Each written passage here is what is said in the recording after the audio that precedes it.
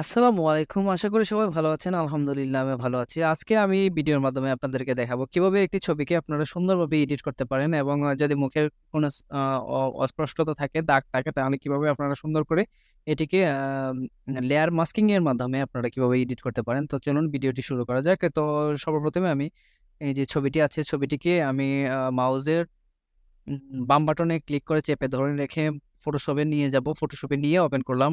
Open করার সঙ্গে, সঙ্গে দেখতে পাচ্ছেন আপনারা ফটোশপে এটা ওপেন হয়ে যাবে। আপনারা যেকোনো ফটোশপের মাধ্যমে এই কাজটি করতে পারবেন। তো ওপেন হয়ে যাওয়ার পরে আপনারা কি করবেন? প্রথমে এই যে লেয়ার যে প্যালেটটি আছে, প্যালেটটিতে যাবেন। লেয়ার প্যালেটটিতে এই যে লেয়ার আছে, লেয়ার প্যালেটটিতে যাবেন। যদি লেয়ার প্যালেটটি আপনাদের এখানে না থাকে তাহলে এখান থেকে উইন্ডোজ থেকে আপনারা লেয়ার প্যালেটটি এখানে টিক মার্ক দিয়ে নিবেন। তো লেয়ার থেকে আপনারা এই একটি লেয়ার দেখেন, একটি লেয়ার আছে। এই লেয়ারটিকে আমরা ডুপ্লিকেট করে নিব। ডুপ্লিকেট করার জন্য মাউসের ডান বাটনে ক্লিক করব। ক্লিক করার পরে এখানে দেখবেন ডুপ্লিকেট লেখা আছে। আপনারা চাইলে কন্ট্রোল জে দিলেও ডুপ্লিকেট করতে পারবেন।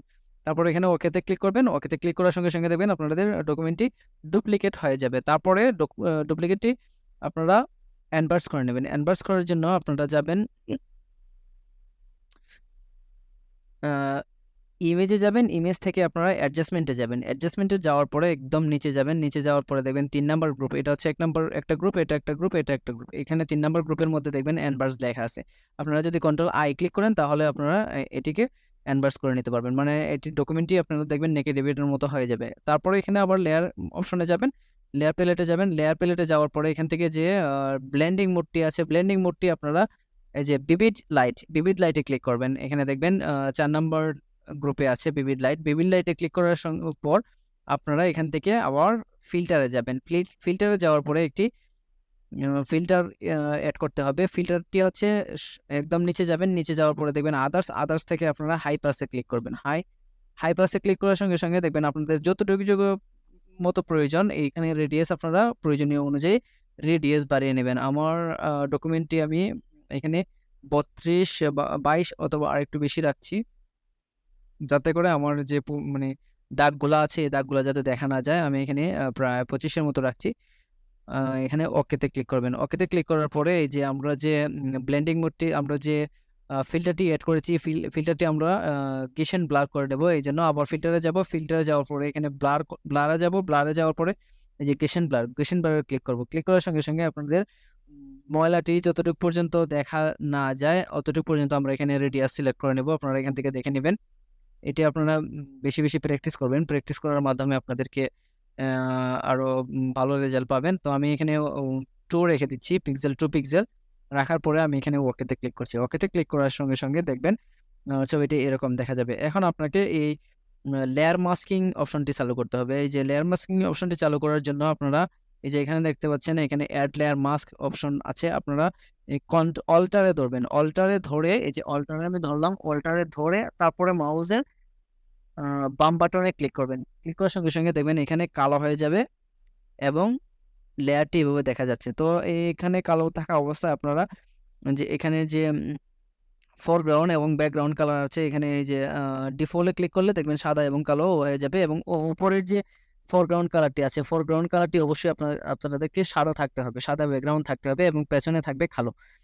তো পেছনে ব্যাকগ্রাউন্ডে কালো থাকবে। এই পর্যায়ে আপনারা এখান থেকে যেকোনো একটি ব্রাশ সিলেক্ট করে নেবেন। ব্রাশ সিলেক্ট করে নেওয়ার পরে প্রয়োজন অনুযায়ী আপনার ব্রাশের সাইজটি বড় করে নিতে পারবেন। সাইজ বড় করার জন্য এখানে যে ব্রাশের যে সাইজ আছে দেখতে পাচ্ছেন, এখান থেকে আপনারা বড় করে নিতে পারবেন, ছোট করে নিতে পারবেন। তো আমি এত বড়ই রাখলাম। এখন আমি ডকুমেন্টটি এডিট করার জন্য আমি পেজটিকে জুম করে নেব। জুম করছি আমি কন্ট্রোল ধরে প্লাস চাপছি। প্লাস চাপার সঙ্গে, সঙ্গে দেখেন আমার ডকুমেন্টটি বড় হয়ে গেছে। এখন আমি এই যে অংশগুলোতে এডিট করতে চাচ্ছি বা পরিষ্কার করতে চাচ্ছি, পরিষ্কার জায়গাগুলোতে আমি করার জন্য আমি এইভাবে আ ধরে মাউস দিয়ে আমি এভাবে ঘুরিয়ে, ঘুরিয়ে, ঘুরিয়ে, ঘুরিয়ে আমি এটিকে পরিষ্কার করে নিচ্ছি। তো আপনারা এভাবে সতর্কতার সহিত যে অংশে কালো দাগ আছে বা যে অংশগুলো আপনারা কাজ করতে চাচ্ছেন, লেয়ার মাস্কিং করতে চাচ্ছেন, এই মাস্কিং গুলা এভাবে করে নেবেন।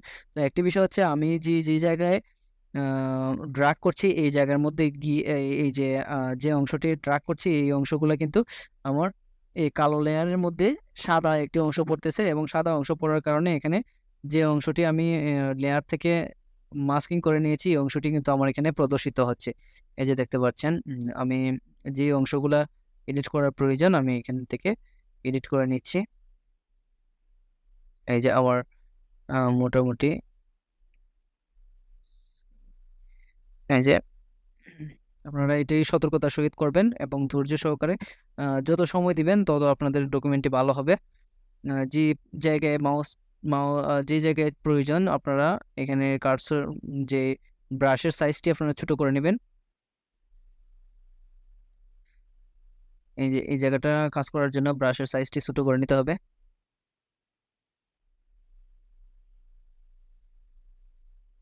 এই যে দেখতে পাচ্ছেন এখানে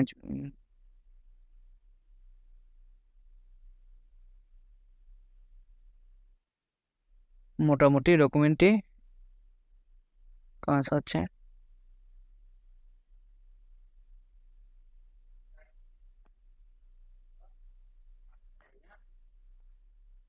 দেখুন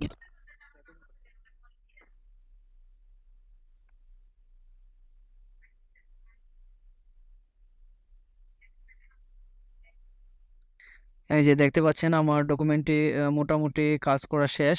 এই পর্যায়ে আমরা কি করব, অতটুকু পর্যন্ত রাখলাম। রাখার পরে আমি এটাকে এই দুইটা লেয়ারকে আমি একত্রে করে দেবো। একত্রে করার জন্য আপনারা লেয়ারে যাবেন, লেয়ারের থেকে একদম নিচে যাবেন, নিচে এখানে দেখবেন ফ্ল্যাটেন ইমেজ আছে, ফ্ল্যাটেন ইমেজে ক্লিক করবেন। ফ্ল্যাটেন ইমেজে ক্লিক করার পরে আমার ডকুমেন্টটি ফ্ল্যাটেন হয়ে গেছে। এখন এই যে এখানে যে সাদা দাগ দেখা যাচ্ছে, এই সাদা দাগটা দূর করার জন্য এখানে যে দেখবেন প্যাচ টুল আছে, প্যাচ টুলে ক্লিক করবেন। প্যাচ টুল থেকে আপনারা এই যে সিলেক্ট করলাম আমি, প্যাচ টুলটি মাধ্যমে এখানে যদি কোনো অংশ এক্সট্রা থেকে থাকে তাহলে এটাকে এই প্যাচ টুলের মাধ্যমে আমি উঠিয়ে নেব।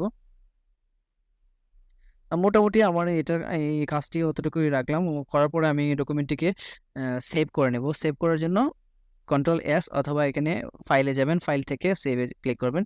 সেভে ক্লিক করার সঙ্গে সঙ্গে আপনার ফাইলটি সেভ হয়ে যাবে, অথবা এখান থেকে সেভ এজে ক্লিক করতে পারেন। সেভ এজে ক্লিক করে আমি এটাকে একটি নাম দিয়ে দেব। ধরেন আমি 1 2 3 নাম দিয়ে দিলাম। আমি ডকুমেন্টটিকে সেভ করে নিলাম। সেভ করার পর এখন আমি যে কাজটি করব, এই যে এই ডকুমেন্টটিকে আমি একটি এআই এর মাধ্যমে আর একটু স্মুথ করে নেব। এই জন্য আমি একটি এআই ওয়েবসাইটে প্রবেশ করব। এটা হচ্ছে কাটআউট প্রোতে ঢোকার পরে আপনারা দেখবেন এখানে যে ফটো এনহান্সার অ্যান্ড আপস্কেলার, এটাতে ক্লিক করব। ক্লিক করার পরে এখান থেকে আপলোড করব। আপলোডে ক্লিক করার পরে আপনারা এই যে ডকুমেন্টটি আছে, ডকুমেন্টটি আমি এখান থেকে আপলোডে ক্লিক করলাম। তো এখান থেকে আপনারা এই যে এটা ফ্রি ডাউনলোডে ক্লিক করবেন। ফ্রি ডাউনলোডে ক্লিক করলে দেখবেন ডকুমেন্টটি ডাউনলোড হয়ে যাবে। তো ডকুমেন্টটি আমি দেখাচ্ছি আপনাদেরকে। এই যে দেখেন, এই যে ডকুমেন্টটি দেখতে পাচ্ছেন। তো এরকম আপনারা প্র্যাকটিসের মাধ্যমে আপনাদের স্কিল আরও ডেভেলপ করতে পারেন। যদি ভিডিওটি ভালো লাগে তাহলে অবশ্যই চ্যানেলটি আপনারা সাবস্ক্রাইব করে রাখবেন। ধন্যবাদ সবাইকে।